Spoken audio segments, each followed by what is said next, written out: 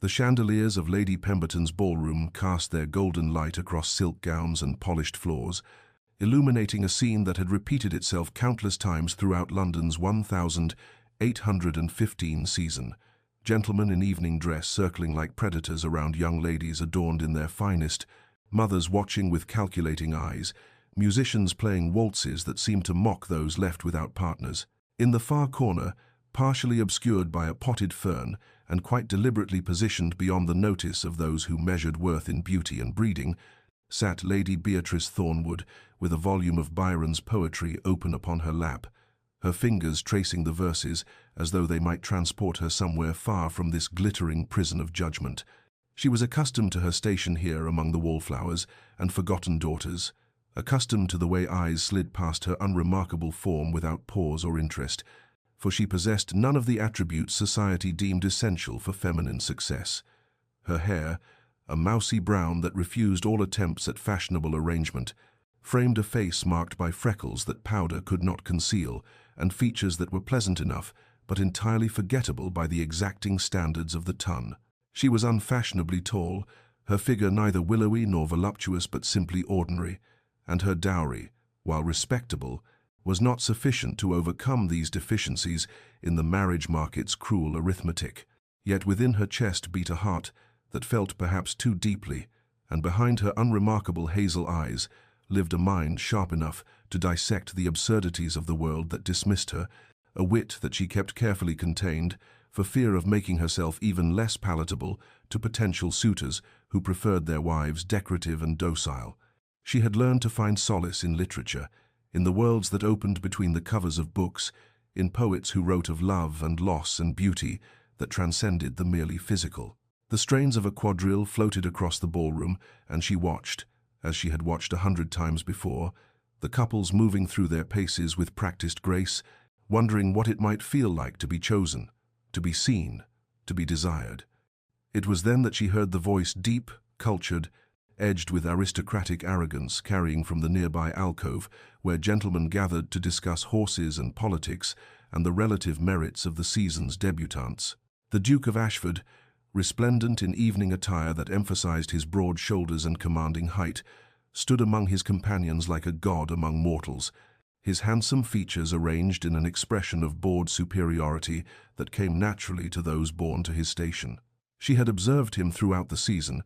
as one might observe a comet or eclipse something brilliant and distant and entirely beyond reach. And she had indulged in no foolish fantasies about attracting his notice, for she understood precisely where she stood in society's hierarchy. But now his voice reached her with perfect, devastating clarity as he responded to some question about potential matches. Lady Beatrice Thornwood? Good God, no. The girl is plain and utterly unmarriageable, a tragedy of wasted breeding. One would need to be desperate indeed to consider such a union. The laughter that followed his pronouncement struck her like physical blows, each chuckle from his companions another nail in the coffin of her dignity. The poetry volume slipped from her numb fingers, and she felt something crack inside her chest, something that had been fragile but hopeful, something that had believed, perhaps, one day, someone might see past her ordinary exterior to the person within. She did not cry, she had too much pride for that, but she stood with careful precision, retrieved her book, and walked from the ballroom with her head high and her heart shattered, knowing with absolute certainty that she would never again subject herself to this particular form of torture, that she would withdraw entirely from a society that had made its judgment clear through the careless cruelty of a duke who would never remember this moment or the devastation it wrought. But before our lover's fate is revealed, subscribe so you never miss a chapter of romance and scandal, and tell us in the comments, where are you watching from? Now, let's begin. The weeks that followed her departure from London passed in a blur of rain and restless nights, and Beatrice found herself at last in the familiar embrace of Thornwood Hall, her family's country estate in Derbyshire, where the rolling hills and ancient forests offered sanctuary from the cruelty of society's ballrooms and the echoing memory of words that had carved themselves into her very soul. She had told her parents only that the season had exhausted her, that she required rest and country air, and they had accepted this explanation with the gentle concern of those who loved her, but had never quite understood the depths of her interior world. the vast landscapes of thought and feeling that existed behind her unremarkable exterior. Here, surrounded by the books that lined the library walls and the gardens her mother had planted years ago, Beatrice began the slow work of transforming her pain into something resembling purpose, refusing to allow the Duke of Ashford's dismissal to define the boundaries of her existence. She rose each morning with the sun and walked through the village, where the cottagers greeted her with genuine warmth that had nothing to do with her appearance or marriageability, where her worth was measured in kindness rather than beauty, in useful action rather than decorative presence. The village school, a modest building that served the children of farmers and tradesmen, became her particular project, and she spent her afternoons teaching them their letters and numbers, watching their faces light with the same wonder she had felt when books first opened their worlds to her, thinking that perhaps this was a better legacy than any society marriage could offer these young minds. She helped nurture these futures. She helped shape through the gift of literacy and learning. When fever swept through the village as autumn approached, she moved among the sick with the physician, carrying broth and clean linens, sitting through long nights with those who had no one else, her hands gentle on fevered brows, her voice soft with prayers and comfort, and she discovered that being needed was its own form of beauty, that being useful carried its own dignity that no ballroom judgment could diminish. Meanwhile, in London, the Duke of Ashford continued through his days in the thoughtless manner of those accustomed to privilege, his casual cruelty already forgotten among the countless other pronouncements and opinions. He delivered with the certainty of one who had never questioned his right to judge, his nights filled with cards and drink and the admiration of those who sought favor with a duke, his words about Lady Beatrice Thornwood no more significant to him than his choice of cravat or his opinion on the weather. Yet at Thornwood Hall, Beatrice's brother Edmund arrived with the fury of a storm, his normally pleasant features hardened with rage as he demanded to know the full details of what had driven his beloved sister from London, and when she finally confessed the whole of it, the overheard conversation, the Duke's pronouncement, the laughter of his companions, Edmund's hand went to his sword with an instinct born of love and protective fury. But Beatrice stayed him with a touch to his arm and eyes that pleaded for peace, telling him that dueling the Duke of Ashford would solve nothing, would only create scandal and confirm society's view that she was indeed unmarriageable, a woman whose family must defend her with violence because her own merits could not speak for themselves. Edmund yielded to her wishes, though his jaw remained tight with suppressed anger, though he swore privately that should he ever encounter Ashford in circumstances that permitted retribution, he would ensure the Duke understood the cost of wounding those who deserved only kindness, and he watched his sister retreat further into her books and charitable works, recognizing the particular loneliness of one who had hoped for love and found only dismissal, wondering if she would ever trust again enough to open her guarded heart. Autumn arrived with its palette of amber and crimson, transforming the Derbyshire countryside into something resembling the illuminated manuscripts. Beatrice had studied in her father's library, and with the changing season came Lord Sebastian Hartley, a widower of some 35 years, whose reputation as a poet and scholar had reached even into the quiet corners of country society, where Beatrice had taken refuge from the cruelties of the fashionable world. He had come to the region seeking inspiration for a collection of verses about England's rural landscapes, staying with distant cousins whose estate bordered Thornwood lands, and it was on a crisp October morning, when the air carried the scent of wood smoke and dying leaves, that he first encountered Lady Beatrice in the village schoolhouse, where she sat surrounded by a dozen children of varying ages,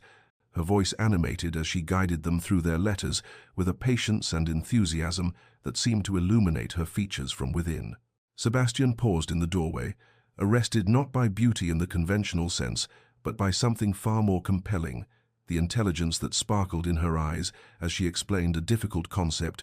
the genuine warmth of her smile when a struggling student finally grasped his lesson, the graceful economy of her movements as she moved between the rough wooden benches, and he found himself thinking that here was a woman society had somehow overlooked, a treasure hidden in plain sight, because those who sought only surface brilliance had never learned to recognize the deeper radiance of a cultivated mind and generous heart. When the lesson concluded and the children scattered homeward with their slates and primers, Sebastian introduced himself with the careful courtesy of one who had learned that grief teaches humility and they fell into conversation about the books that lined the schoolhouse shelves, discovering a shared love for Wordsworth and Coleridge, debating the merits of Pope's formalism against the emotional immediacy of the Romantic poets, their discussion ranging from literature to philosophy to the nature of beauty itself, and Beatrice felt something unfamiliar stirring within her chest, the dangerous, fragile beginning of hope that perhaps not all men measured worth by the standards that had found her wanting. Sebastian observed the way her face became animated when discussing ideas, the way her hands gestured expressively to emphasize a point, the way her laughter emerged unguarded and genuine when he made a particularly apt observation. And he saw what the fashionable world in its blindness had failed to perceive, that her eyes held depths of feeling and intelligence that rendered mere physical beauty a poor and shallow thing, that her smile carried a warmth that could sustain a man through the darkest winters of the soul, that her mind possessed a quickness and breadth that would make her the finest of companions for one who valued conversation over mere decoration. Before taking his leave, he asked with genuine diffidence whether he might call upon her at Thornwood Hall, perhaps to continue their discussion of literature and to seek her recommendations for his research into the regional landscape and customs, and Beatrice found herself agreeing with a hesitancy born of old wounds and newer caution, unused to sincere masculine attention that seemed to value her thoughts rather than merely tolerating them, uncertain whether this interest would prove genuine or whether it would fade as others had when the novelty of her intellectual companionship wore thin, and he remembered that society deemed her plain and unmarriageable. Yet as she walked home through the autumn woods, the leaves crunching beneath her feet and the late afternoon sun slanting through the branches to paint everything in shades of gold, she allowed herself the smallest measure of hope, thinking that perhaps in the country, far from London's ballrooms and cruel judgments, a different kind of story might be possible, one where the qualities she possessed, her mind, her heart, her capacity for genuine feeling, might be valued above the superficial attributes she had always lacked. And for the first time since that devastating night, when the Duke of Ashford's words had shattered her fragile confidence, she permitted herself to wonder whether someone might see her not as plain or unmarriageable, but simply as Beatrice, whole and worthy, exactly as she was. Sebastian's courtship unfolded with the quiet deliberation of a man who had known love and loss and understood that hearts, particularly wounded ones, required patience and gentleness rather than grand gestures or passionate declarations that might overwhelm before trust had been established. He arrived at Thornwood Hall 3 days after their initial meeting, bearing not flowers but a first edition of Coleridge's latest work, wrapped in plain paper and presented with the simple observation that he had thought she might appreciate it. And Beatrice found herself touched by this evidence that he had listened during their conversation, that he remembered her expressed admiration for the poet's exploration of imagination and nature. Their visit settled into a pattern as autumn deepened, long walks through the beech woods where the golden leaves created a canopy of light above them, conversations that ranged from the philosophical to the personal, discussions of poetry that revealed not merely literary opinions, but the shape of their interior lives, the experiences and losses and hopes that had formed them into the people they had become. Sebastian spoke of his late wife with the tender sorrow of one who had genuinely loved, explaining that her death in childbirth had left him hollow for years, until he discovered that immersing himself in poetry and study could transmute grief into something resembling purpose, and Beatrice recognized in his story an echo of her own transformation, her own attempt to fashion meaning from pain. He brought her wildflowers gathered from the hedgerows, nothing cultivated or expensive, just the simple beauty of hawthorn berries and late-blooming asters, and she pressed them between the pages of her books, marking the slow progress of a courtship that felt unlike anything she had imagined during those long London seasons when she had watched other girls receive roses and compliments while she remained invisible. When they discussed ideas, Sebastian never condescended or simplified, never treated her intellect as charming or unusual, but engaged with her thoughts as he would those of any respected colleague, debating with passion when they disagreed, conceding points when her arguments proved stronger, and this intellectual respect touched something deep within Beatrice that had always hungered for recognition beyond the superficial judgments of appearance and marriageability. Yet even as she felt herself drawn to him, even as she began to anticipate his visits with a flutter of something that might have been joy, The old fears whispered their poison in her quieter moments. Was this genuine attraction, or merely pity for a woman society had dismissed? Would he eventually see what the Duke of Ashford had seen and find her wanting? Could she trust this happiness, or would it prove as illusory as every other hope she had permitted herself to nurture before learning that hope itself was dangerous for those deemed unworthy of love? She caught herself sometimes watching Sebastian's face when he looked at her, searching for signs of disappointment or resignation, bracing for the inevitable moment when he would realize his mistake, when the peculiar enchantment of her conversation would fade, and he would remember that she was plain, unfashionable, unmarriageable by the standards that governed their world. But he continued to call, continued to seek her company, continued to look at her with something in his eyes that resembled wonder, and slowly, carefully, like a creature emerging from long hibernation, Beatrice felt the walls around her heart begin to crumble, felt herself beginning to believe in the possibility that perhaps, in this quiet corner of Derbyshire, far from London's cruel ballrooms, she might be seen and valued for exactly who she was. News of Lord Sebastian Hartley's courtship of Lady Beatrice Thornwood travelled with the peculiar velocity that gossip always achieves in the interconnected web of English society, carried from Derbyshire to London in letters penned by provincial matrons eager to share the season's most unexpected development. And within a fortnight of Sebastian's first call at Thornwood Hall, the drawing rooms and clubs of the capital buzzed with speculation about the widowed poet's interest in the very woman who had been dismissed as plain and unmarriageable just months before. The reactions varied according to the character and circumstances of those receiving the intelligence. Some expressed genuine surprise that anyone should court Lady Beatrice, their prejudices too deeply rooted to accommodate the possibility that she might possess qualities worth valuing, while others who remembered her intelligence and gentle manner wondered why they had never recognized these attributes as desirable, and still others seized upon the news as evidence that country isolation produced peculiar standards of beauty and worth that would never obtain in more fashionable circles. The Duke of Ashford heard the intelligence while taking brandy at White's, delivered casually by Lord Pemberton, who mentioned it as an amusing curiosity, and felt something strange and unwelcome twist in his chest, a sensation he could not immediately identify, but which manifested as a sharp irritation, entirely disproportionate to the significance of one unremarkable woman acquiring a suitor. He dismissed the feeling as mere surprise, perhaps a natural curiosity about why a respected poet and scholar should choose to court someone so thoroughly ordinary, and he refused to examine why his mind returned repeatedly to the information throughout the evening, why he found himself wondering what Sebastian Hartley saw in Lady Beatrice that he himself had failed to perceive, why the image of her quiet face kept surfacing in his thoughts, unbidden and unwelcome. Meanwhile, in Derbyshire, Captain James Worthing arrived to visit his old friend Sebastian, seeking respite from London society and the persistent matchmaking efforts of ambitious mothers who saw his military distinction and comfortable income as desirable despite his lack of title. And it was on his second day in the district that he encountered Lady Beatrice under circumstances that would alter the trajectory of her increasingly complicated romantic situation. He had been riding through the lanes near Thornwood when his mount stumbled badly, wrenching its foreleg in a rabbit hole, and while he examined the injury with growing concern for the animal's welfare, Beatrice came upon the scene during her afternoon walk and immediately demonstrated a knowledge of horse physiology that surprised him, directing him to the Thornwood stables, where she personally supervised the application of cold compresses and the preparation of a poultice, her hands gentle and capable as she soothed the frightened animal with quiet words and steady competence. Captain Worthing,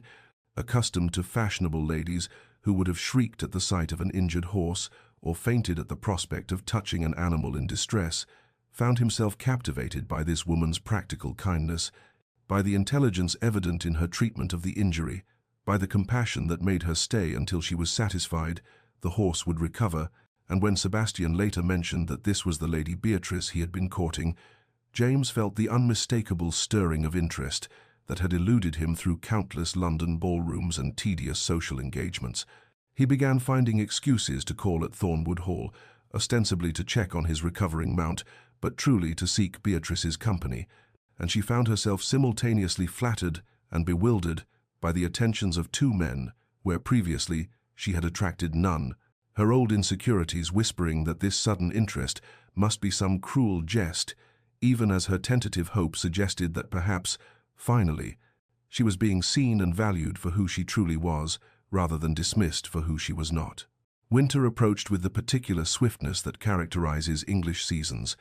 the golden abundance of autumn giving way to bare branches and frost-silvered mornings, and it was during the first week of December that Mr. Nicholas Chambers arrived in Derbyshire, seeking inspiration for a series of landscape paintings he had been commissioned to create for a wealthy patron's country house. He was young, perhaps 25, with the romantic appearance that society expected of artists, dark, curling hair that he wore slightly longer than fashion dictated, expressive hands stained with traces of paint that no amount of scrubbing could entirely remove, and an intensity of observation that made those around him feel simultaneously seen and studied, as though he perceived depths and dimensions invisible to ordinary vision. It was by chance that he encountered Lady Beatrice on a cold morning when she stood in the Thornwood Gardens, scattering seeds for the winter birds, her breath forming clouds in the frigid air, her movements economical and practiced as she ensured that the robins and finches and sparrows would have sustenance through the lean months, and Nicholas found himself arrested by the scene, not merely by its picturesque quality, though the composition of woman and birds and frost-touched evergreens possessed an undeniable aesthetic appeal, but by something in her bearing, a quality of focused attention and gentle purpose that suggested character worth capturing on canvas. He approached with the peculiar boldness of artists who see the world as material for their craft, introducing himself and asking, with more directness than strict propriety permitted, whether she would consent to sit for her portrait, explaining that he wished to capture not landscape alone, but the essential character of this place and its people, and something in her face, the intelligence in her grey eyes, the grace in her movements as she turned toward him, the warmth of her smile despite the cold, convinced him that she embodied precisely what he sought to immortalize. Beatrice, startled by this request from a stranger, felt the familiar warring impulses of her wounded heart, the part that whispered he must be mocking her, that no artist would genuinely wish to paint someone society deemed plain, and the newer, more fragile hope that perhaps he saw something worth capturing, something that Sebastian and James had also perceived and valued. She agreed tentatively, and Nicholas began what would become his most ambitious work, spending hours sketching her in various attitudes, reading by the library fire, walking through the winter gardens, seated at the pianoforte, though she played indifferently, and with each session he grew more convinced that he had discovered a subject of remarkable depth, telling her with an artist's passionate certainty that beauty resided not in the conventional arrangement of features, but in the animation of intelligence, the evidence of kindness, the authenticity of a soul uncorrupted by vanity or pretense. Within a fortnight, the village and surrounding county hummed with gossip about Lady Beatrice's three suitors. The poet, the captain, and now the artist and letters flew to London, describing the remarkable transformation of her prospects, the unprecedented situation of a woman dismissed as unmarriageable, now possessing an abundance of admirers, and society struggled to reconcile this intelligence with their established judgments, some suggesting that country isolation produced peculiar standards, while others began to wonder whether they had been wrong in their initial assessment, whether there existed qualities of value that their superficial scrutiny had failed to perceive. The Duke of Ashford found himself in the unprecedented and unwelcome position of being unable to direct his own thoughts, discovering that his mind returned with obsessive regularity to the matter of Lady Beatrice Thornwood and her accumulating suitors, despite his repeated attempts to dismiss the subject as beneath his notice and irrelevant to his own concerns. He told himself that his interest was merely idle curiosity, the natural reaction of any observer to a situation so peculiar as to border on the absurd that a woman he had dismissed as plain and unmarriageable should suddenly acquire not one but three admirers, suggested either a collective madness among the gentlemen of Derbyshire or some quality he had failed to perceive, and surely it was reasonable to wonder which explanation obtained. Yet this rationalization satisfied him less each day, and he found his irritation growing whenever fresh intelligence arrived from the north, carried in letters read aloud at his club by men who found the situation vastly entertaining, who speculated about what Lord Sebastian or Captain Worthing or Mr. Chambers saw in Lady Beatrice, who wondered whether country isolation truly did produce such radically different standards of feminine appeal. His friends noticed his distraction, the way his jaw tightened when her name was mentioned, the manner in which he withdrew into brooding silence when the conversation turned to her multiple suitors, and Lord Pemberton, who possessed both keen observation and a talent for provocation, remarked with studied casualness that it was remarkable how the plain and unmarriageable Lady Beatrice had transformed into Derbyshire's most sought-after prize. And wasn't it ironic that the very woman Ashford had declared a tragedy of wasted breeding now had 3 honourable gentlemen competing for her hand? The observation struck like a blade between his ribs, and Ashford felt something he had never before experienced in his privileged, admired existence, the bitter taste of regret, the uncomfortable recognition that he had perhaps been wrong, that he had dismissed something of value through blindness born of arrogance and society's shallow standards. He attempted to remember Lady Beatrice as she had appeared that night in the ballroom, tried to recall what he had seen that prompted such cruel assessment, but the memory had grown hazy, and what emerged instead were fragments he had not consciously registered. At the time, the intelligence evident in her face as she read, the grace of her posture despite her unfashionable height, and the way servants had smiled at her with genuine warmth, suggesting she treated them with kindness. Meanwhile, in Derbyshire, Beatrice struggled with an abundance that felt as disorienting as scarcity had once felt painful, wondering how she had transformed from a woman no one wanted into someone 3 worthy men claimed to admire, and whether this transformation was genuine or whether she was somehow deceiving them, whether they truly saw her or whether they saw some imagined version that would eventually disappoint them as reality intruded. She found herself paralyzed by choice after years of having no choices at all, uncertain which suitor's affection was deepest or truest, fearful that selecting one would reveal her judgment as flawed, that eventual disappointment would prove she had been right all along to believe herself unmarriageable, that this strange season of attention was an aberration that could not possibly last. Sebastian chose a morning in late January for his proposal, when the world lay frozen beneath a crystalline layer of ice that transformed familiar landscapes into something ethereal and strange, and he asked Beatrice to walk with him through the woods behind Thornwood House, where bare branches caught the pale sunlight and scattered it in fragments across the snow-covered path. They walked in companionable silence for a time, their breath forming clouds in the frigid air, until they reached a small clearing where a frozen stream created a natural mirror reflecting the winter sky, and there he stopped, turning to face her with an expression of such gentle earnestness that Beatrice felt her heart contract with something between hope and fear. He spoke of how their acquaintance had transformed his understanding of what marriage might be, how he had thought himself content with solitude after losing his first wife, until meeting someone who reminded him that partnership could be not merely pleasant, but profound, and that true companionship resided in the meeting of minds and hearts rather than in superficial attractions or social convenience. He offered her not passion or grand romance, but something perhaps more valuable: respect, intellectual equality, a shared life built on genuine affection and common purpose, and he asked with quiet sincerity whether she would consider becoming his wife, creating together the kind of union that honored both their natures. Beatrice, standing in the frozen clearing with this kind, thoughtful man, offering her everything she had believed herself unworthy of receiving, felt tears gathering in her eyes as she asked him for time to consider his proposal, needing space to untangle gratitude from genuine affection, to determine whether her feelings ran deep enough to sustain a lifetime. Sebastian accepted her request with the same grace that characterized all his actions, telling her there was no urgency, that a decision of such magnitude deserved careful contemplation. That same week brought Captain Worthing to her door with his own declaration, speaking with military directness about the courage and strength he perceived in her character, qualities he valued more than beauty or fortune, and asking whether she might consider him as a potential husband, offering protection, devotion, and the kind of steadfast loyalty he had learned in service to crown and country. Then, 3 days after Worthing's proposal, Nicholas Chambers presented her with the completed portrait, and Beatrice stood before the canvas in stunned silence. Unable to reconcile the woman he had painted with her own self-perception, he had captured something in her expression, a quality of intelligence and warmth and quiet strength that she had never seen in any mirror, and had rendered her not conventionally beautiful, but undeniably compelling,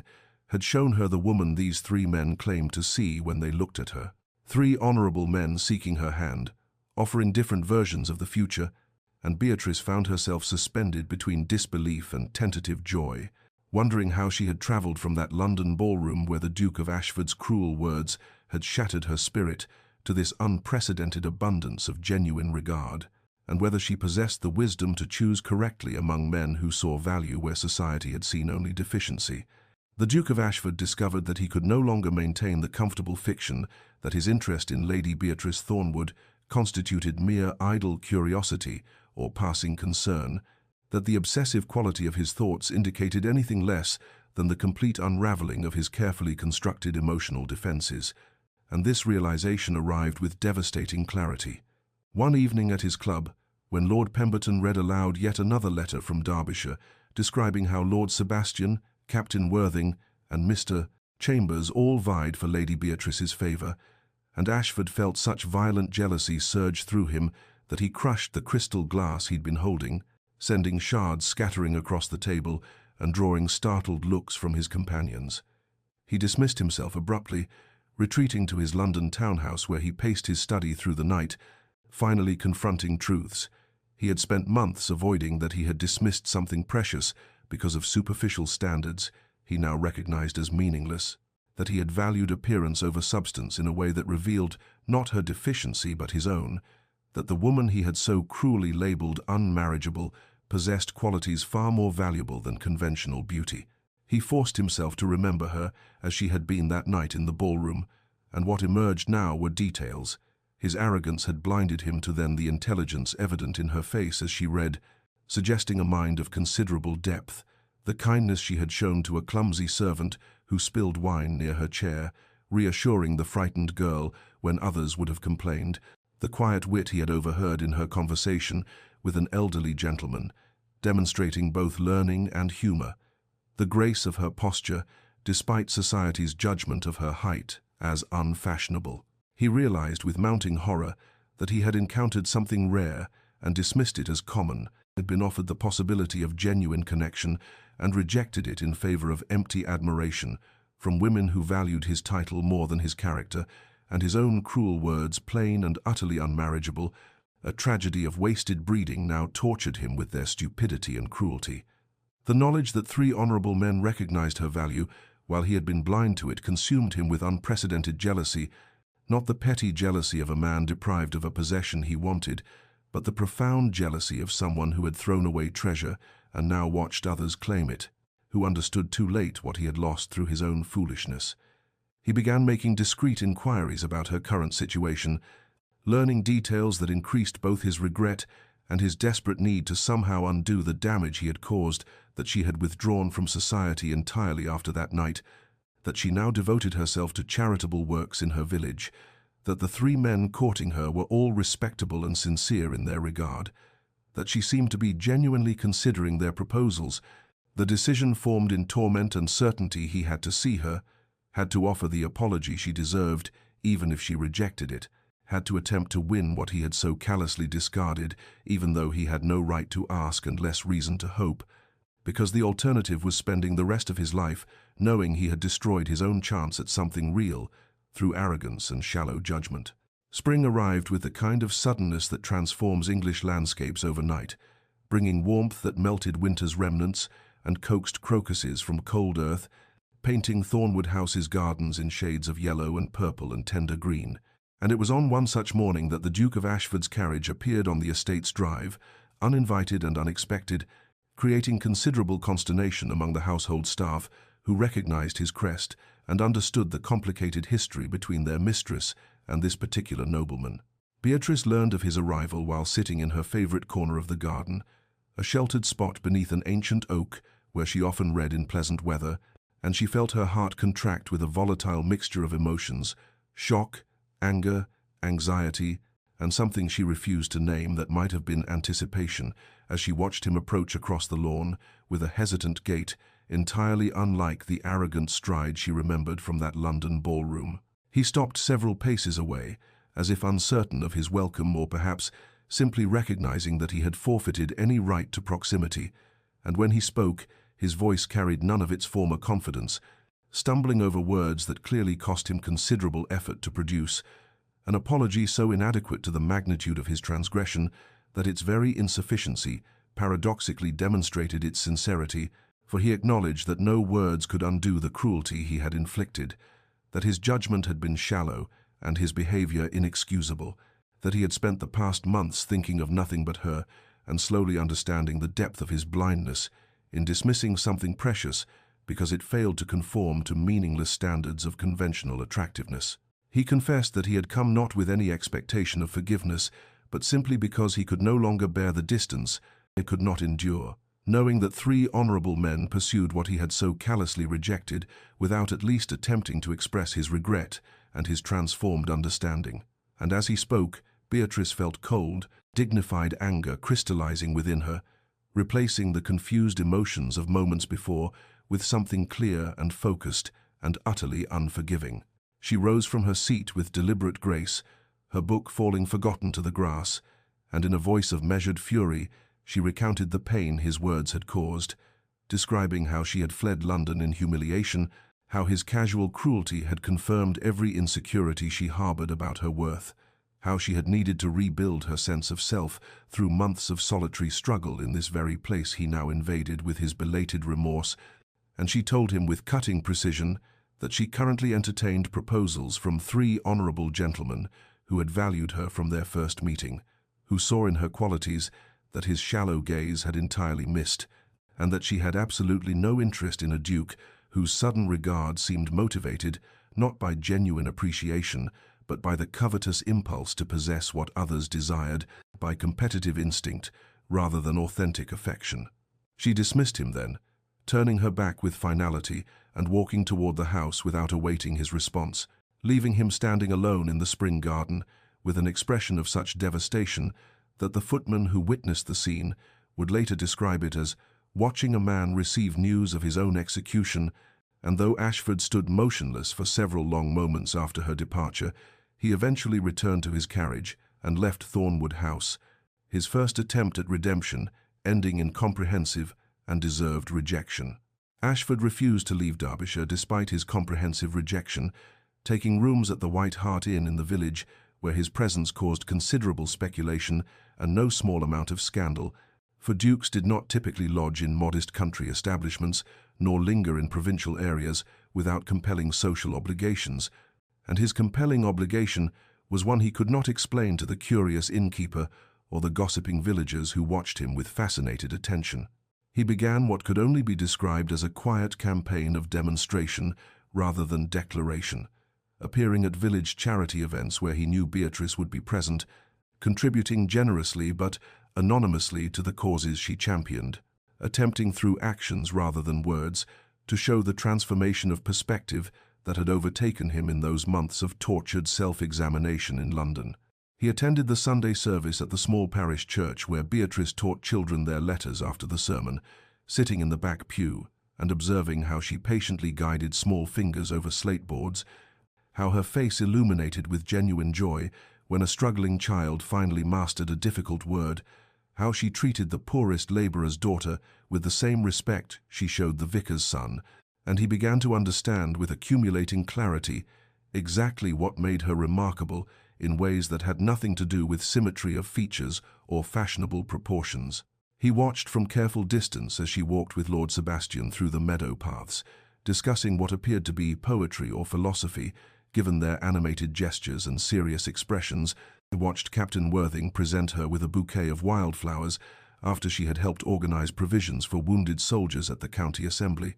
Watched Mr. Chambers show her preliminary sketches for his painting, while she smiled with an expression that suggested she still could not quite believe someone saw beauty in her face worth capturing on canvas. Meanwhile, Beatrice tried desperately to ignore his persistent presence, focusing her attention on the difficult decision before her regarding which of her 3 honorable suitors deserved her acceptance, yet she found her awareness continually drawn to the Duke, who observed from the periphery of every event, who never approached, but whose gaze she could feel, tracking her movements with an intensity that unsettled her careful composure. Part of her felt a vengeful satisfaction in his attention, a vindication that the woman he had dismissed as unmarriageable now commanded not only the regard of three worthy gentlemen, but also the tormented focus of the Duke himself. Yet another part remained wounded by the memory of his cruelty, uncertain whether his transformation represented genuine change or merely the acquisitive obsession of a man accustomed to possessing whatever he desired. She told herself she had no interest in his redemption, that his belated recognition of her worth meant nothing compared to the immediate appreciation shown by Sebastian, James, and Nicholas. Yet she could not deny the traitorous flutter of her heart when she glimpsed him in the village square or felt his eyes upon her during charity gatherings, could not quite suppress the confused tangle of emotions his presence evoked, despite her determination to remain unmoved by his patient, persistent, utterly unexpected campaign of quiet devotion. Lord Pembroke arrived in Derbyshire on a Tuesday afternoon in late spring, his carriage bearing a crest that had seen better days, much like the Earl himself, a dissolute nobleman whose estates were mortgaged beyond redemption and whose reputation in London society had deteriorated to the point where even the most desperate hostesses no longer issued him invitations, and he had heard through the intricate network of gossip that sustained the ton about Lady Beatrice Thornwood's sudden transformation from overlooked wallflower to sought-after prize with 3 honourable suitors and a considerable dowry that might rescue his failing fortunes. He made his interest known with an aggression that bordered on impropriety, cornering Beatrice at a village assembly where she had gone reluctantly at Sebastian's gentle urging, pressing too close and speaking with a familiarity entirely unwarranted by their brief acquaintance, his breath carrying the sour taint of wine, and his eyes assessing her with a mercenary calculation that made her skin crawl with instinctive revulsion. Sebastian intervened with the quiet authority of a gentleman defending a lady's honour, requesting politely but firmly that Pembroke step away and afford Lady Beatrice appropriate distance, but the dissolute Earl responded with sneering contempt, his voice carrying across the assembly room as he questioned what desperate circumstances would drive multiple men to pursue such an unremarkable specimen, calling Beatrice plain in terms far cruder than even Ashford's original dismissal, and suggesting that her suitors must be motivated by financial considerations rather than any genuine attraction to a woman so singularly lacking physical appeal. The assembled company gasped at this public insult, Sebastian's face flushing with anger as he stepped forward to deliver what would clearly be a physical response to such intolerable rudeness. But before he could act, the Duke of Ashford moved with startling speed from his position near the refreshment table, where he had been observing the evening's proceedings with his usual careful attention, interposing himself between Sebastian and Pembroke, and addressing the latter in a voice of glacial fury that cut through the shocked silence like a blade through silk. He challenged Pembroke formally and immediately, his words precise and uncompromising, as he demanded satisfaction for the unforgivable insult delivered to Lady Beatrice, and though Pembroke attempted to laugh off the challenge with blustering bravado, the steel in Ashford's eyes and the absolute certainty in his bearing made clear that this was not a matter subject to negotiation or dismissal. They met at dawn the following morning in a secluded meadow beyond the village boundaries, Sebastian and Captain Worthing serving as witnesses despite their complicated positions as Beatrice's suitors, and when the pistols fired, Ashford's shot struck Pembroke's shoulder with deliberate precision, wounding but not killing, delivering both punishment and warning before the defeated Earl was helped from the field by his trembling second, later departing Derbyshire that same afternoon with his tail between his legs and his pursuit of Lady Beatrice permanently abandoned. The village erupted in shocked speculation about a duke fighting a duel over a lady he had publicly scorned months earlier, the irony not lost on anyone who remembered or had heard tales of his original cruel assessment, and Beatrice found herself in a state of profound confusion about Ashford's motivations. Unable to reconcile the man who had wounded her so deeply with this fierce champion, who had literally shed blood in defense of her honor, questioning whether his actions stemmed from genuine transformation or merely possessive instinct, from authentic feeling or performative guilt. Sir Reginald Frost arrived in Derbyshire less than a week after Pembroke's ignominious departure, A rake of the worst variety whose handsome face and silver tongue had ruined more than one innocent young woman, and whose presence in any respectable gathering was tolerated only because his family connections remained impeccable despite his personal dissolution, and he began immediately spreading rumors throughout the county with the deliberate malice of a man who took pleasure in destroying reputations for his own entertainment, suggesting in drawing rooms and at card tables that Lady Beatrice's sudden acquisition of multiple suitors indicated something improper in her character, that no truly virtuous woman would encourage the attentions of so many gentlemen simultaneously, that her sudden popularity after years of being overlooked suggested she had employed methods unbecoming to a lady of quality to secure masculine interest. The whispers spread with the inexorable speed of all malicious gossip, carried from the assembly rooms to the village shops to the Sunday services, where respectable matrons began regarding Beatrice with speculation rather than admiration. And Captain Worthing, whose strict code of honor had been forged in the brutal crucible of military campaigns, and whose respect for Beatrice's virtue was absolute and unshakable, demanded satisfaction from Sir Reginald with the cold fury of a soldier who had faced death too many times to fear a duel with a dissolute wastrel. Before the meeting could be arranged, however, the Duke of Ashford intervened with an authority that brooked no argument, claiming the primary right to defend Lady Beatrice's honor as the gentleman whose original cruelty had first exposed her to society's judgment, whose failure to recognize her worth had created the circumstances that now subjected her to such vicious speculation. And though Captain Worthing initially resisted this appropriation of his rightful role as her suitor and protector, something in Ashford's expression, a haunted desperation that transcended mere guilt or performative nobility, convinced him to step aside and allow the Duke to meet Sir Reginald in his stead. They met at dawn in the same meadow where Ashford had faced Pembroke, the morning mist rising from the grass like spirits witnessing the clash of honor against depravity, and when the swords were drawn, Ashford fought with a controlled ferocity that shocked the seconds who observed, driving Sir Reginald back with precise strikes that demonstrated both superior skill and barely leashed rage, until the rake's blade clattered to the ground, and he stood disarmed and humiliated, forced to publicly retract his vicious rumors and promise to quit the county immediately upon pain of facing Ashford's wrath again, with potentially fatal consequences. Beatrice, learning of this second duel fought in her defense, sought out Ashford in the gardens of her family's estate, where he walked alone in the afternoon light, his coat bearing a tear from Sir Reginald's desperate final lunge, and she confronted him with a confusion that bordered on anguish, demanding to know why he persisted in fighting battles on her behalf when she had given him no encouragement, no forgiveness, no indication that his championship was desired or welcome, and his answer came quiet and devastated, spoken with eyes that held more pain than any physical wound could inflict, because he had failed to fight for her when his silence might have prevented the initial wound, when a single word of defense in that London ballroom months ago could have spared her the humiliation that had driven her into exile, and now he could not seem to stop fighting even though he knew he had forfeited any right to her regard, even though each duel he won brought him no closer to earning what he had so carelessly destroyed. The Marquess of Blackwood descended upon Derbyshire like a storm cloud heavy with malicious intent, arriving in a carriage far grander than necessary, and making his presence known with the deliberate ostentation of a man who measured his worth by the envy he inspired in others. And he was indeed the Duke of Ashford's most bitter rival, a resentment that had festered since their school days, when Ashford had bested him in academics, athletics,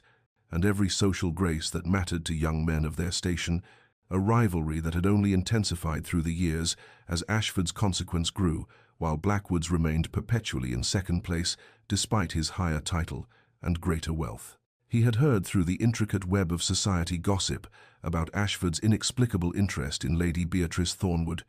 the plain wallflower he had publicly scorned months earlier, and Blackwood saw in this situation an opportunity too delicious to resist, a chance to humiliate his old rival by stealing away the woman Ashford now pursued with such desperate intensity, to demonstrate once again that a marquess could always supersede a mere duke when he chose to exert his superiority. Blackwood made his play with calculated charm, calling upon Beatrice at her family's estate with gifts of extravagant jewelry, entirely inappropriate for a first acquaintance, and offering her a future as a marchioness, with all the consequence and luxury such a position entailed, speaking of his estates in Scotland and his houses in London and Bath as though their magnificence alone should secure her immediate acceptance, and when Beatrice politely but firmly declined his offer, explaining with gentle dignity that she could not accept the addresses of a gentleman she barely knew and for whom she felt no particular regard. Blackwood's charm evaporated like morning dew under harsh sun, replaced by an aggressive persistence that bordered on intimidation. He cornered her at the next village assembly, blocking her path to the refreshment table and speaking in tones that grew increasingly demanding as he insisted she reconsider that she recognized the extraordinary honor he offered by elevating a woman of her limited attractions to such an exalted position, that her refusal demonstrated either shocking ingratitude or willful stupidity, and his hand had actually grasped her arm with proprietary force when Ashford appeared beside them with the sudden violence of a lightning strike, his fist connecting with Blackwood's jaw before words could be exchanged, sending the Marquis stumbling backward into a table laden with punch bowls that shattered in a spectacular cascade of crystal and liquid across the assembly room floor. The challenge was issued immediately amid the shocked gasps of the assembled company, Blackwood's rage at the public humiliation overwhelming any prudent consideration of the danger, and they met 2 mornings later in the grey pre-dawn light, with pistols rather than swords, the more deadly choice reflecting the lethal seriousness of their mutual hatred. And when the shots rang out across the misty field, Ashford felt the searing burn of Blackwood's ball grazing his left shoulder, even as his own shot struck the Marquis's thigh, wounding but not killing, both men bleeding, but Ashford still standing straight while Blackwood collapsed, cursing into the damp grass, forced to withdraw from Derbyshire in disgrace, while London society erupted in scandalized speculation about the Duke of Ashford fighting yet another duel over Lady Beatrice Thornwood, the woman he had once called plain and unmarriageable, the irony so profound that even the most oblivious observers could not fail to notice the extraordinary reversal, the cosmic justice of a proud duke, now shedding blood repeatedly to defend the honor of the lady he had so carelessly wounded with his thoughtless cruelty. Count Adolphus von Richter arrived in Derbyshire with the polished sophistication that characterized continental nobility, a tall, fair-haired gentleman whose impeccable manners and cultured accent immediately distinguished him from the English gentry who had preceded him in their pursuit of Lady Beatrice's attention, and he had come to England ostensibly to study its agricultural innovations for implementation on his family's extensive Prussian estates, but found himself unexpectedly enchanted when he encountered Beatrice at a scholarly lecture on crop rotation techniques, where she was the only woman present, and asked questions that demonstrated a thorough understanding of agricultural economics that astonished the assembled gentlemen. Von Richter began his courtship with European flair, sending hothouse flowers that could not be grown in England's climate, quoting German philosophers in conversations that revealed his formidable education, and treating Beatrice with a deference that suggested he saw her as an intellectual equal rather than merely a potential wife, and his genuine interest in her thoughts on politics, science, and literature created yet another complication in her already impossibly tangled romantic situation. A fourth honorable suitor, whose attention seemed to validate her worth in ways that still felt surreal after years of being dismissed and overlooked. The Duke of Ashford, observing this latest development from his increasingly permanent residence at the village inn, felt his torment multiply exponentially. The sight of Beatrice walking through the spring gardens, deep in philosophical discussion with the cultured Count, igniting jealousies he had never experienced, even during his most competitive moments in London society, and he began to understand with devastating clarity that this was his punishment for the casual cruelty he had inflicted months ago,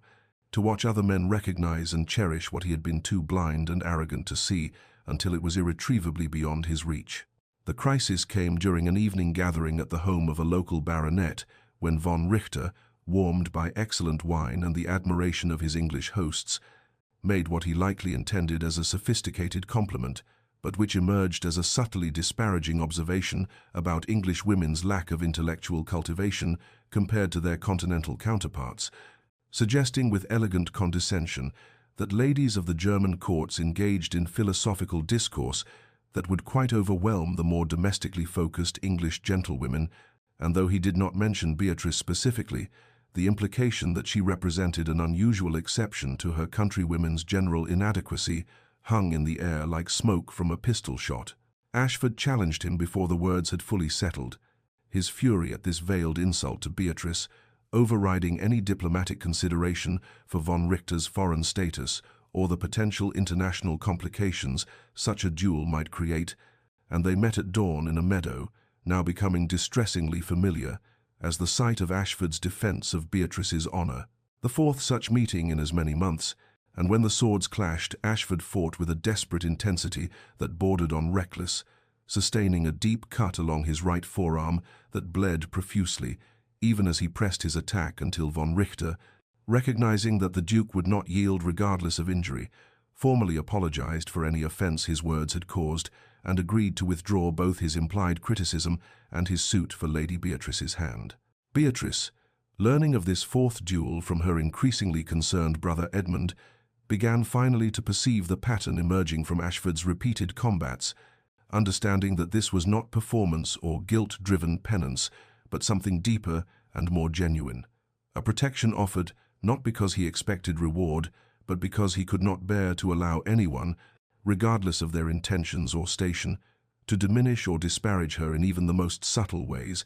and she felt something shift in her heart, despite her determined resistance, a reluctant recognition that the man fighting and bleeding for her honor bore little resemblance to the arrogant Duke, who had wounded her so carelessly in that London ballroom that now seemed to belong to another lifetime entirely. Mr. Aldous Kent arrived in Derbyshire with the calculated purpose of a businessman evaluating an investment opportunity, a wealthy merchant who had made his considerable fortune in manufacturing and trade, and now sought what money alone could never purchase, the respectability and social elevation that came only through marriage into the aristocracy, and he had heard through commercial channels that intersected occasionally with society gossip about Lady Beatrice Thornwood, a gentlewoman of impeccable breeding, whose sudden popularity among suitors suggested she might be practical enough to consider an arrangement that would benefit them both without the complications of romantic sentiment. He presented himself at her family's estate with the directness of a man accustomed to negotiating contracts, offering Beatrice a proposition so coldly transactional it took her breath away: marriage in name only, separate establishments, complete freedom to pursue her charitable and intellectual interests with unlimited funds at her disposal, in exchange for the use of her title and family connections to secure his entry into circles that would otherwise remain forever closed to a man of commerce, regardless of his wealth. And he spoke of this arrangement as though it were a perfectly reasonable business partnership, rather than the insult it truly represented, as though she were a commodity to be acquired, rather than a woman deserving of genuine affection and respect. Beatrice's refusal was immediate and coldly polite, her dignity intact even as she showed him to the door, but Kent had made his offer in the morning room while the windows stood open to the spring air, and the Duke of Ashford, who had been walking the grounds as had become his habit during these months of patient waiting and painful observation, heard every calculated word of Kent's mercenary proposal and felt something inside him snap with the violence of a tree branch breaking under winter ice. He was through the window before conscious thought could intervene, his hands closing around Kent's collar and dragging the merchant toward the garden with murderous intent, demanding satisfaction for an insult so profound it transcended even the previous affronts that had led to 4 already fought duels. And Kent, recognizing belatedly that he had miscalculated catastrophically in offering such a cold arrangement to a lady who inspired this level of protective fury, stammered acceptance of the challenge, while already plotting how to leave the county before dawn, could require him to actually face Ashford's pistol. But Beatrice, watching Ashford's rage transform his handsome features into something almost frightening in its intensity, understanding suddenly that he was moments away from either killing Kent or being killed himself in the reckless state that currently possessed him, did something she had never done before. She stepped directly between them, her small frame creating a physical barrier that Ashford could not move without moving her, and she demanded, in a voice that shook with emotion, that they stop this madness immediately, that no more blood be shed over words spoken by fools and fortune hunters, that she could not bear to watch another duel, fought nominally in her defense when she had never asked for such protection, and increasingly could not distinguish whether these fights arose from guilt, obsession, or something deeper and more genuine that terrified her to contemplate. Ashford released Kent, who fled with undignified haste, and turned to face Beatrice, with eyes that held such raw anguish she felt her carefully maintained emotional distance finally, irrevocably crumble, and when she asked him the question that had haunted her through all these months, whether he fought from guilt over his past cruelty, or from genuine feeling that might justify the risk he took repeatedly with his life and honor, he broke entirely, his confession pouring out like blood from a mortal wound, admitting that he loved her with a desperation that consumed his every waking thought, and that he had loved her since the terrible moment. He began reviewing every memory of her and seeing with devastating clarity all that his arrogance and superficiality had blinded him to, that he expected nothing from her and deserved even less, but could not stop himself from fighting for her honor, because no one had fought for her when his cruel words had wounded her so deeply, and he would spend the rest of his life trying to prove himself worthy of even her forgiveness if she would allow it, though he had no right to ask even that small mercy from her. Beatrice stood at her bedroom window in the hours after Ashford's devastating confession, watching the spring dawn break over the Derbyshire hills with eyes that had not closed in sleep. Her mind, a tempest of conflicting emotions that refused to settle into any coherent pattern of understanding, and she found herself caught between the girl who had been so cruelly wounded in that London ballroom and the woman who had just watched a duke bleed from his fourth combat injury, sustained in defense of her honor, between justified anger at past cruelty and reluctant recognition of present transformation, between the safety of maintaining her emotional distance and the terrifying possibility of trusting someone who had already proven himself capable of inflicting deep wounds. 3 honorable suitors still waited patiently for her answer to their proposals. Sebastian with his gentle poetry and understanding heart, Captain Worthing with his steady courage and respectful admiration, Nicholas with his artist's perception of beauty others had missed, and yet she could not deny that her thoughts returned obsessively to the man who had no right to her consideration, the Duke who had dismissed her as plain and unmarriageable, and then proceeded to fight 5 duels against anyone who dared echo his own cruel assessment or offer her arrangements that fell short of the genuine devotion he claimed she deserved. Her brother Edmund found her there as morning light filled the room, and when she turned to him with questions she could barely articulate. He sat beside her and revealed what he had kept secret at Ashford's explicit request, that the Duke had been privately funding the village school, where Beatrice taught, the hospital where she tended the sick, every charitable project she had undertaken to transform her pain into purpose, asking for no recognition or acknowledgement, simply ensuring that the work she valued could continue and expand beyond what her own resources could support. This evidence of transformation, of a man who had learned to value what truly mattered, rather than the superficial standards that had once governed his judgments, shook something loose in Beatrice's carefully maintained defenses, and she asked her brother the question that terrified her most: could people truly change? Or did they simply become better at hiding their fundamental nature? And was Ashford's love genuine devotion, or merely the possessive obsession of a man who could not bear to lose what he had carelessly discarded? Edmund, who had observed Ashford's patient campaign over these months with the protective scrutiny of a brother who would not allow his sister to be wounded again, spoke with careful honesty about what he had witnessed: a genuine humility replacing former arrogance, a willingness to serve without recognition replacing the need for admiration, a protection offered not as performance but as instinct, and most tellingly, a love that asked for nothing in return, that fought for her honor even when she had explicitly rejected him, that bled for her dignity even when she offered him no encouragement. Beatrice spent the following days in anguished contemplation, walking the gardens where Ashford had first apologized and later nearly killed a man for offering her a loveless arrangement, trying to understand her own heart beneath the layers of protective anger and lingering hurt, and she began to recognize with reluctant clarity that somewhere in the months since that spring confrontation she had fallen in love, not with the arrogant Duke who had wounded her, but with the transformed man who had learned to see true value, who had been willing to fight and bleed repeatedly to defend what he had once been too blind to recognize, And this realization brought not joy but terror, because loving him meant trusting him with the power to wound her again, meant choosing courage over the safety of sustained anger, meant believing in transformation, despite every reasonable doubt that whispered warnings about the impossibility of fundamental change in human nature. Beatrice knew with the clarity that comes only from painful self-honesty that she could not in good conscience accept any proposal while her heart remained divided and confused, and so she requested private audiences with each of her 3 honourable suitors,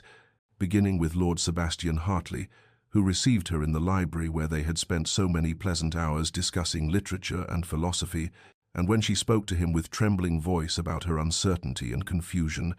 about feelings that pulled her in directions she had not anticipated and could not fully explain, he listened with the patient kindness that had first drawn her to him, and then said something that shattered her careful composure. He had known for weeks that her heart was not entirely his to claim, had seen it in the way her eyes followed the Duke of Ashford during village gatherings, even when she pretended indifference, had recognized in her defensive anger toward Ashford the particular intensity that comes only from caring too much rather than too little, and while this knowledge brought him genuine sorrow, because he had come to love her truly and deeply, he would not trap her in a marriage where part of her heart belonged elsewhere, for she deserved the wholeness of love rather than the comfortable companionship he could offer.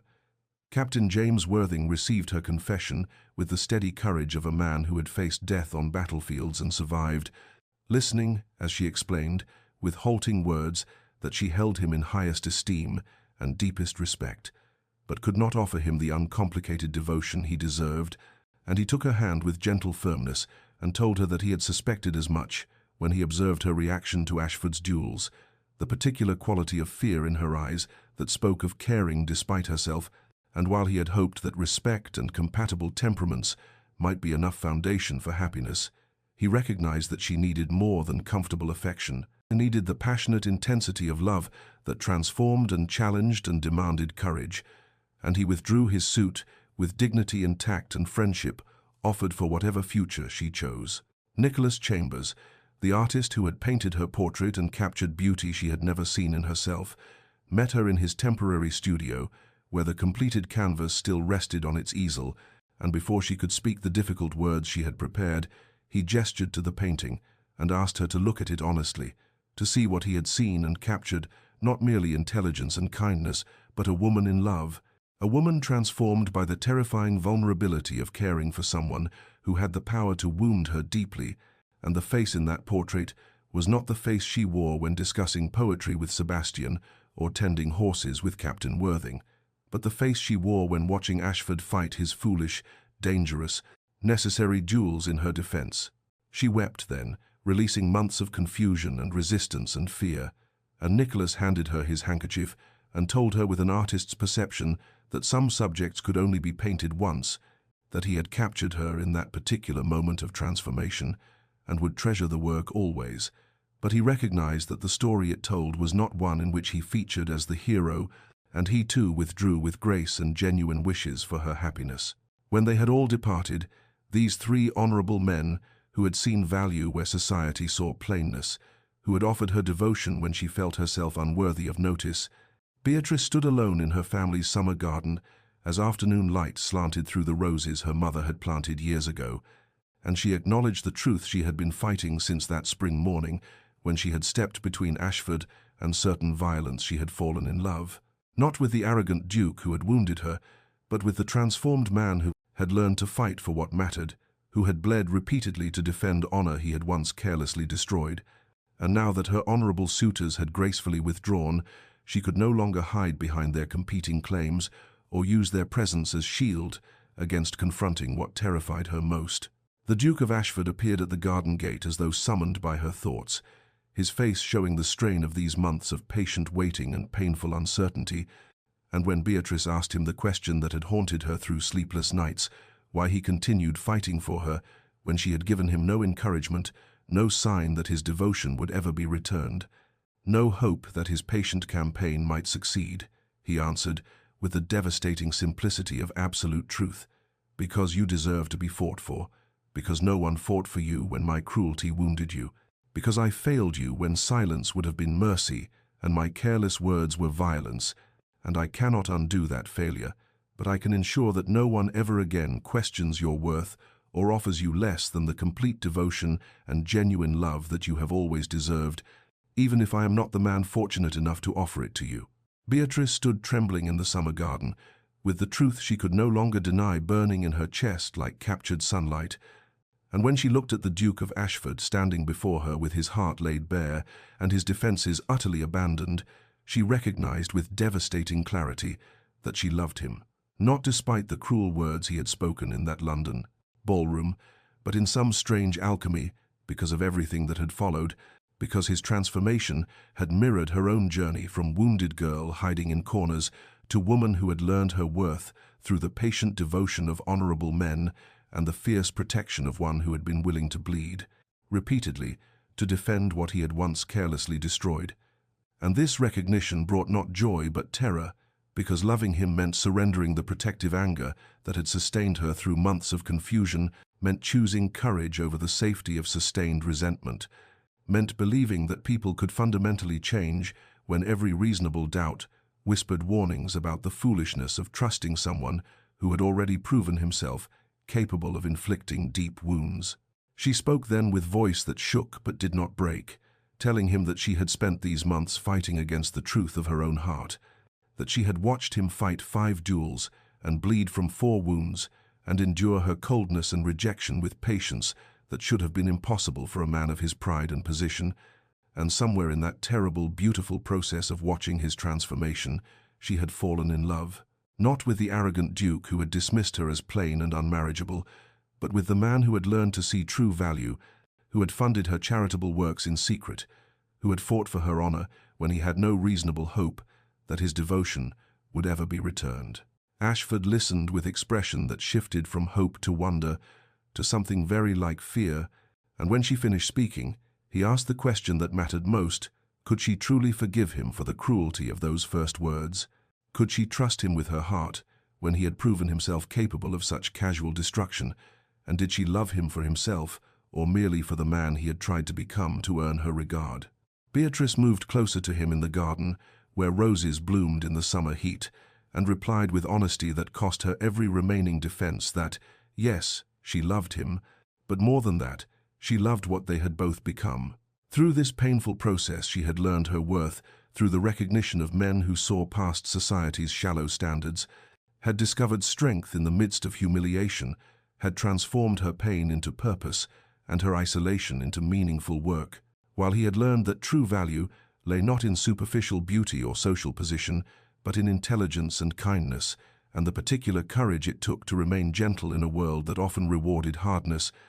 and together they had both been transformed by love that demanded growth rather than mere comfort. His proposal came not with flowery speeches or dramatic gestures, but with simple, devastating truth, spoken in the fading summer light. He saw her completely, every sharp edge of intelligence and every soft curve of compassion, every moment of strength and every flash of vulnerability, and he loved her entirely, not as society's overlooked wallflower or as prize finally won, but as Beatrice, extraordinary and irreplaceable, and he would spend his lifetime proving himself worthy of the trust she was choosing to offer, despite every reasonable fear and justified hesitation. Her acceptance trembled on lips that had spoken rejection too many times, acknowledgement that she was choosing courage over safety, that she was trusting transformation over bitter experience, that she was surrendering to love despite the terror of potential future pain. And when she said yes with voice barely above a whisper, he gathered her into arms that had held swords in her defense and kissed her with reverence and hunger and desperate gratitude in the garden where he had first apologized and she had first begun the painful process of opening her carefully guarded heart to the possibility of forgiveness and love, and the redemption they had both earned through months of patience and pain and growth that had transformed them both into people capable of choosing each other, not from desperation or convenience, but from genuine recognition of worth and matching of souls. 3 years had passed since that summer afternoon when Beatrice had chosen courage over safety and offered her guarded heart to the man who had learned to fight for what mattered, and now the Duchess of Ashford stood in the drawing room of their London townhouse, preparing to host the monthly intellectual salon that had become renowned throughout society, not for the elevated title of its hostess, but for the brilliance of conversation and genuine exchange of ideas that occurred within these walls, where poets and philosophers gathered alongside politicians and reformers to discuss matters of substance rather than engaging in the shallow gossip that dominated most fashionable gatherings. And as she arranged chairs and ensured refreshments were prepared, she paused before the portrait Nicholas Chambers had painted years ago in Derbyshire, that captured image of a woman in transformation, now hanging in place of honor, where visitors could see not conventional beauty, but the intelligence and passion and particular courage that had first drawn 3 honorable suitors,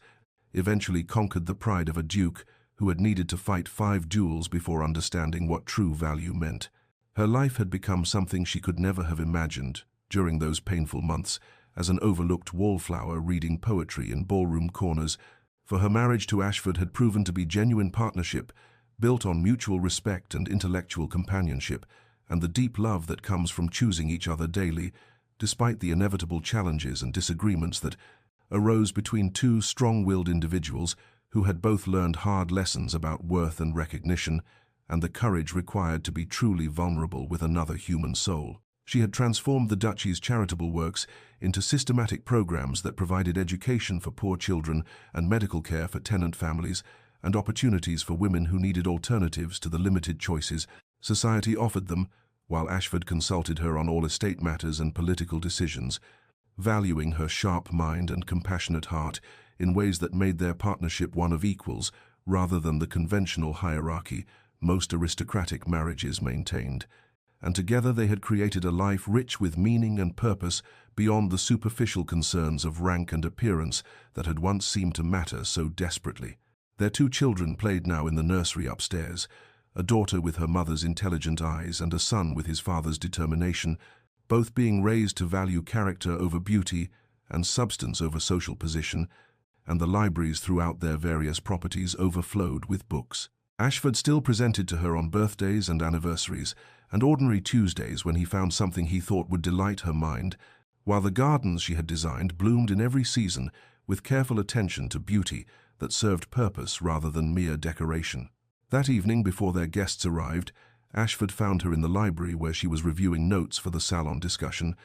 and he stood watching her with the expression of wonder that had never faded even after 3 years of marriage and 2 children, and the comfortable familiarity that came from building a life together. And when she looked up and teased him about the 5 duels he had fought before she would consent to trust him, asking if he would do it again if circumstances required, he crossed the room and took her hands and answered with absolute seriousness that he would fight 50 duels if necessary, because she was worth every wound and every moment of uncertainty and every transformation he had undergone in learning to see what society's shallow standards had blinded him to for so long. And she kissed him then with the easy affection of deep love, and told him no more duels were necessary because she had finally learned to believe in her own worth and in his love, and in the possibility of transformation that came from choosing courage over fear. Dear listener, perhaps you too have felt yourself overlooked or dismissed by those who measure value by superficial standards. Perhaps you have heard cruel words that wounded deeply and made you question your worth. Perhaps you have struggled to believe that people can truly change, or that love can transform both those who offer it and those who receive it with trembling hope, despite justified fear. Know this: true worth lies not in meeting society's arbitrary standards of beauty or charm or conventional attractiveness, but in the qualities of mind and heart and character that endure when superficial appeal fades, in the courage to remain kind in a world that often rewards hardness,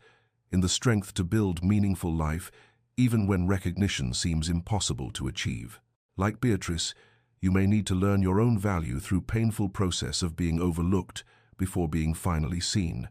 may need to choose courage over the safety of sustained bitterness, may need to risk trusting again despite past wounds that whisper warnings about the foolishness of vulnerability. And like Ashford, you may need to confront your own blindness and fight not with swords, but with daily choice to see clearly and value truly, and prove through patient action that transformation is possible when love demands growth rather than comfort. May you find the courage to recognize your own worth even when others fail to see it. May you choose vulnerability despite the terror of potential pain. May you believe in the possibility of transformation, both in yourself and in those who seek to earn your trust, and may you rest tonight in the peace that comes from knowing that true love sees completely and values entirely and fights fiercely for what matters most. Remember to subscribe to Whispered Chronicles for more stories of transformation, courage, and the remarkable journeys of overlooked souls who discovered their own extraordinary worth, and may your dreams be filled with gardens where forgiveness blooms and hearts learn to trust again despite every reasonable fear.